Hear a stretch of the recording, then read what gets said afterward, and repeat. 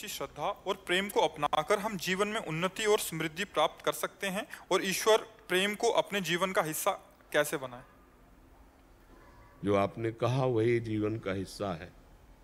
यदि हम श्रद्धा और विश्वास पूर्वक सच्चे भाव से चले तो हमारे हृदय में भगवत प्रेम जागृत हो जाएगा। लेकिन है बच्चा बहुत कठिन बात। आज का जो समय चल रहा है इसमें पवित्र होना बहुत कठिन रह गया। हमारा पवित्र भोजन हो, पवित्र विचार हो, पवित्र चरित्र हो, तब हम भगवान की तरफ सच्चाई से चल पाएंगे, क्योंकि भगवान परम पवित्र है। अपवित्र मन, अपवित्र विचार और अपवित्र क्रिया ये भगवान की तरफ नहीं बढ़ने देंगे। तो अब कैसे बताएं, नए बच्चे तुम हो, कोई ऐसा हमें बच्चा बच्ची बहुत कम ही ऐसे मिल रहे जो बॉयफ्रेंड गर्लफ्रेंड ना बनाए हो। क्यों बच्चा? इस अवस्था में नए बच्चों में एक बहुत बड़ा ये वायरस जैसा फैल गया है। चार बच्चे गर्लफ्रेंड ब्रेकअप, बॉयफ्रेंड ब्रेकअप। अब इसे क्या कहोगे आप? छोटे छोटे बच्चों में ये व्यभिचार प्रवृत्ति जो बढ़ रही है, ये फिर व्यसन की तरफ ले जाती है और फिर ये मृत्यु की तरफ ले जाती है।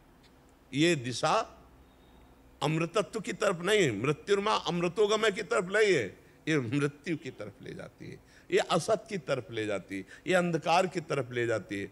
तो सत्य मार्ग में चलने के लिए भोजन पवित्र, विचार पवित्र, देखना सुनना पवित्र, चरित्र पवित्र, तब हम चल पाएंगे। नहीं तो कैसे चल पाएंगे? भोजन पिज्जा बर्गर बाजार का, दृश्य मोबाइल देवता पास में है, एकांत में अब हमको छेड़ना मत। हम मम्मी अब हम पढ़ाई कर रहे हैं या कर रही हूँ, और दरवाज़ा बंद। अब चाहे गेम खेलो, चाहे सीरियल देखो, चाहे गंदी बात देखो, पूरी स्वतंत्रता है मोबाइल की।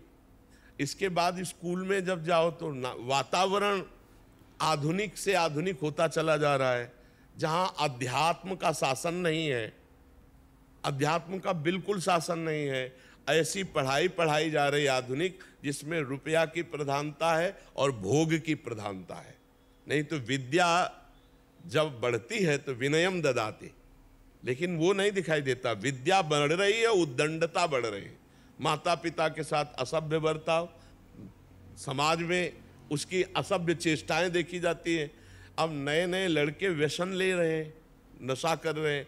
तो हमें लगता है पहले अगर इस पर सुधार हो जाए तो हम परमानंद की प्राप्ति के लिए भगवान को अपना नित्य मित्र देख पाएंगे। वो हैं, वो हमारे नित्य सखा हैं, मेरे जीवन धन है। ये हम तब देख पाएंगे जब हमारा जीवन पवित्र हो। तो हमें लगता है नवीन बच्चों से प्रार्थना है कि अगर वो ऐसा कर पावें कि हम मित्र बनाना दोष नहीं मानते, मित्र बनाना दोष नहीं मानते, आप मित्र बना लीजिए, बच्चा बच्ची मित्र बना ले, कोई परेशानी नहीं। क्या भाई बहन एक घर में नहीं रहते? विचार करके देखो, अगर स्कूल में बच्चा बच्ची मित्रवत खेल रहे, कोई परेशानी नहीं, लेकिन दोष क्यों स्वीकार करते हो? जब तक तुम्हारा ब्याह ना हो जाए तब तक तुम ब्रह्मचर्य से रहो। व्यभिचार क्यों करते हो? व्यभिचार दोस्ती है क्या? एक दूसरे के जीवन को नष्ट कर देना ये दोस्ती है? ये दोस्ती नहीं है। हमें लगता है कि ये जो दोस्ती चल रही है ये भगवान की तरफ क्या, ये संसार में आपको उन्नतशील नहीं होने देगी, संसार में उन्नति नहीं होने। छोटे छोटे बच्चे जब ब्रह्मचर्य रहित रहेंगे तो उनका चिंतन कमजोर, उनका शरीर बल कमजोर, तो वो कैसे उन्नति प्राप्त करेंगे? क्यों बच्चा? आप लोग बताओ, ये दोष बढ़ रहा है कि नहीं बढ़ रहा है? हाँ, तो इस पर हमें लगता है भगवान की प्राप्ति के लिए जो मूल नींव है, महल तो तब खड़ा होगा जब नींव मजबूत हो जाए। तो हमारा चरित्र पवित्र होना चाहिए, हमारा भोजन पवित्र होना चाहिए। हम देखो गंदा संग करेंगे तो गंदे विचार आएंगे, गंदी क्रियाएं होंगी। अच्छा संग है, मोबाइल ही सब जड़ है। हाँ, पर उसमें गुण भी है। आप लोग बैठे भी मोबाइल की दम से ही हो यहाँ है। तो हमें लगता है कि उसको लेने के ऊपर कैसे लेते। हाँ, हमारा प्रयोग, हम मोबाइल को गलत प्रयोग करते हैं या सही प्रयोग करते हैं। हमें तो पता नहीं था। एक भगत जी आए थे, बता रहे थे मोबाइल में ऐसा जुआ खेला जाता है कि लोग सुसाइड कर लेते हैं, लोग शरीर छोड़ देते हैं। मोबाइल में जुआ का हम तो कभी जाना नहीं, हम तो मतलब ये विषय ही नहीं जाना। हम पहली बार आपके मुख से सुन रहे हैं, क्योंकि जीवन में व्यवहार रहा नहीं तो उसके खेल जानते नहीं है। हमको तो लगता है कि मोबाइल का अगर सही प्रयोग किया जाए तो बहुत बढ़िया साथी है।